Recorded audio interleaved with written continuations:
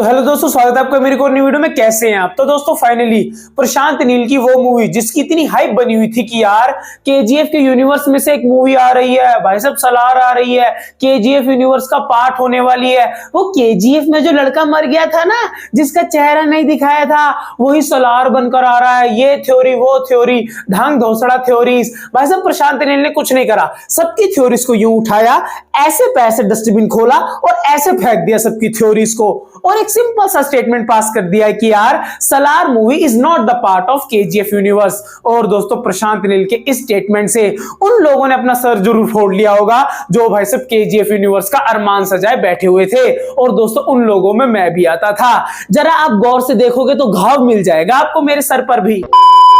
और दोस्तों अगर मैं इस ट्रेलर को एक लाइन में रिव्यू करूं तो भाई साहब ट्रेलर देखने में काफी मासी क्लासी है, लेकिन दोस्तों अभी इस ट्रेलर की हाइप काफी कम है। और दोस्तों इसके दो रीजन है। सबसे पहला, आज एनिमल मूवी रिलीज हुई है, ज्यादातर लोगों के ध्यान अभी वहां है। और दोस्तों दूसरा, जब से प्रशांत नील ने यह बोला है कि यार ये मूवी केजीएफ यूनिवर्स का पार्ट नहीं होने वाली है, तब से लोगों की सीरियसनेस इस मूवी को लेकर कम हो गई है। और दोस्तों इस हाइप के कम होने का कारण कहीं ना कहीं सलार के मेकर्स भी हैं, क्योंकि दोस्तों इन्हें सलार का ट्रेलर थोड़ा लेट रिलीज करना चाहिए था। क्योंकि दोस्तों ट्रेलर मूवी के नियर जितना रिलीज होना, मूवी की हाइप मेंटेन रहती है। क्योंकि दोस्तों देखो एनिमल के साथ भी ये हुआ, 23 नवंबर को ट्रेलर आया और एक को मूवी आ गई। और केजीएफ के साथ भी इन्होंने यही करा था, 27 मार्च को ट्रेलर आया था और 13 अप्रैल को मूवी आ गई थी। बस बीच में भाई साहब 12-13 दिन का इन्होंने गैप रखा था। और दोस्तों सलार के साथ भी इनको यही करना चाहिए था, तभी भाई साहब सलार मूवी की हाइप एकदम टॉप नॉच रहती।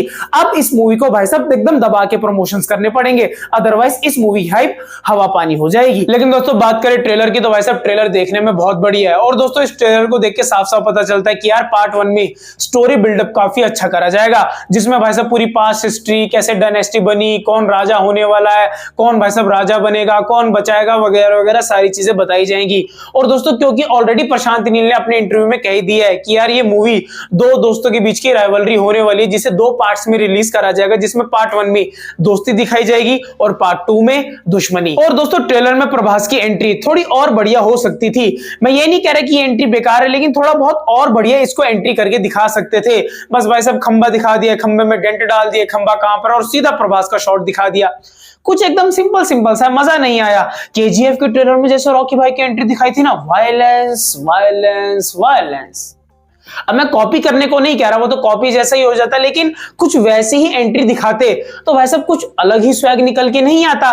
बस भाई साहब प्रभास से एंड में एक डायलॉग बुलवा दिया, please I kindly request, and that's over. और दोस्तों बहुत से लोग कह रहे हैं कि यार इस मूवी की स्टोरी एकदम केजीएफ की तरह सिमिलर तो लग रही है, कि जैसे उसमें भी सोने का साम्राज्य बना, बाहर से बंदा आया, अंदर के बंदों को मार के बैठ गया, फिर उसके साम्राज्य को खत्म कर दिया। इसमें भी देख के वही लग रहा है कि यार एक साम्राज्य होगा, उसका वारिस बैठेगा, उसका दोस्त उसी को मारेगा, उसकी गद्दी पर बैठेगा, और एक टाइम पर आके उसका भी साम्राज्य खत्म कर दिया जाएगा। मैं मानता हूं कुछ हल्की बहुत सिमिलर स्टोरी है, लेकिन दोस्तों हमको तो मेन मासी क्लासी एक्शन सीन्स देखने हैं, जो भाई साहब इस ट्रेलर को देख के ही पता चल रहा है कि यार एकदम टॉप नॉच बनाए हुए हैं। पर दोस्तों अब प्रशांत नील के आगे एक बहुत बड़ा चैलेंज है, क्योंकि दोस्तों जैसा कि आप जानते हैं प्रभास की अभी जितनी भी प्रीवियस मूवीज है सारी की सारी पिटी है, एक भी मूवी नहीं चली है, जिसकी वजह से ऑडियंस का प्रभास की मूवीज पर से विश्वास थोड़ा बहुत डगमगा सा गया है। इसलिए प्रशांत नील को अब इस मूवी को आगे अपने ही कंधों पर लेके चलाना पड़ेगा। उन्हें अपने ही सेल्फ बिलीव के साथ ये सोचना पड़ेगा कि यार आखिरकार अब उन्हें इस मूवी के लिए कौन कौन से स्टेप्स उठाने हैं। क्योंकि दोस्तों लोगों के जहन से अभी भी आदि पुरुष की यादें निकलती नहीं है,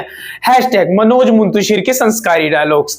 लेकिन दोस्तों मुझे अभी भी विश्वास है प्रशांत नील के ऊपर, वो इस मूवी की हाइप उसी तरह क्रिएट कर देंगे जैसे कि उन्होंने केजीएफ मूवी की तरह करी थी, और लोग इस सलार के पार्ट 2 के बाद भी पार्ट 3 मांगेंगे। और दोस्तों जैसे कि आप जानते हैं केजीएफ चलने का एक मेन रीजन उसका बीजीएम था, चाहे वो मां के साथ इमोशनल बीजीएम हो, राइवलरी वाला बीजीएम हो, लड़ने वाला बीजीएम हो, भाई साहब बीजीएम ने केजीएफ का स्वैग अलग ही लेवल पर पहुंचाया था। लेकिन दोस्तों सलार के इस ट्रेलर को देख के पता चल रहा है कि यार इस मूवी में जो बीजीएम है कुछ इतना खास नहीं होने वाला है। बाकी तो मूवी के आने पे पता चलेगा कि यार इन्होंने मूवी में क्या क्या डाल रखा है और वो किस लेवल का है। तो दोस्तों ये था मेरा छोटा सा ज्ञान पेलो वीडियो सलार के इस ट्रेलर पर, एंड आई होप आपको मेरा ये वीडियो पसंद आया होगा। तो अगर आपको मेरा रिव्यू पसंद आया तो वीडियो को लाइक करें, चैनल को सब्सक्राइब करें, और जो बेल आइकन है उसको ऑल पे रखें, क्योंकि जैसे मैं कोई बढ़िया वीडियो डालूं उसका नोटिफिकेशन सीधा आप ही के पास तो जाए।